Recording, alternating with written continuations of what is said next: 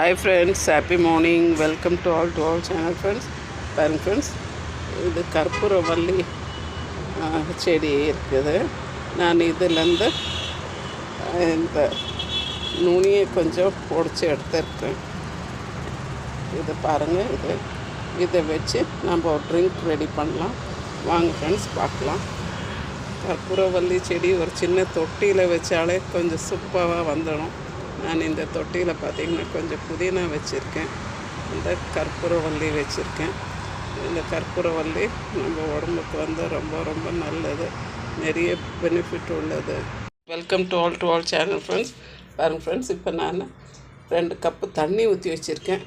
இதில் பார்த்திங்கனாக்கா இந்த கற்பூரவள்ளி இலை, இந்த கற்பூரவள்ளி இலை பார்த்திங்கனாக்கா நிறைய ஹெல்த் பெனிஃபிட். இது நல்லா இருமல், ஃபீவர் இருக்கிறவங்களுக்கு, கோல்டு ஃபீவர் இருக்கிறவங்களுக்கு இது பார்த்திங்கன்னா இதை வந்து ஒரு 4 இலையை நம்ம இப்படி பிச்சு போட்டுடலாம்.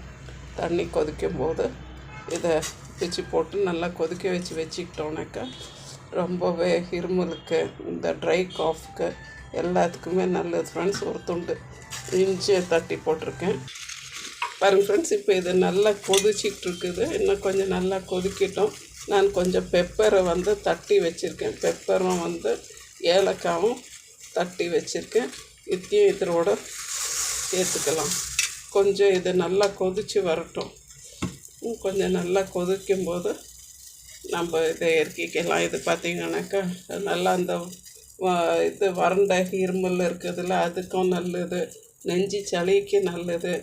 ஈவன் இதை பச்சையாகவே இடித்து கொஞ்சம் தேனோடு மிக்ஸ் பண்ணி குழந்தைங்களுக்கு கொடுக்கலாம்.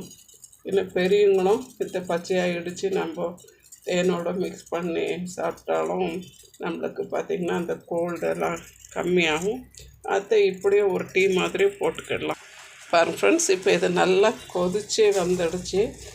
தண்ணியும் பார்த்திங்கன்னா பாதி அளவுக்கு சுண்டி வந்துடுச்சு. நல்லா அது கலர் விட்டுருக்குது. இப்போ நம்ம இதை வடிகட்டி எடுத்துக்கிடலாம். பாருங்கள் ஃப்ரெண்ட்ஸ், நம்ம இதை ஸ்ட்ரைன் பண்ணி எடுத்துடலாம். நம்மளுக்கு அந்த டீ வந்து ரெடி ஆகிடுச்சு. இப்போ இதோட நான் ஒரு ஸ்பூன் அளவுக்கு தேன் விட்டுக்கிறேன்.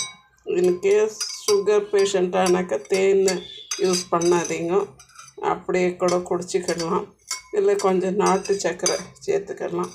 இது இப்படியே குடிச்சிங்கனாக்கா அந்த வறட்டு இருமலுக்கு இது ரொம்பவே பெஸ்ட்டு மருந்து. பின்ன வந்து சளி, தொண்டை கரகரப்பு, ஃபீவருக்கு எல்லாத்துக்குமே இது கேட்கும் ஃப்ரெண்ட்ஸ். இது ஒரு முறை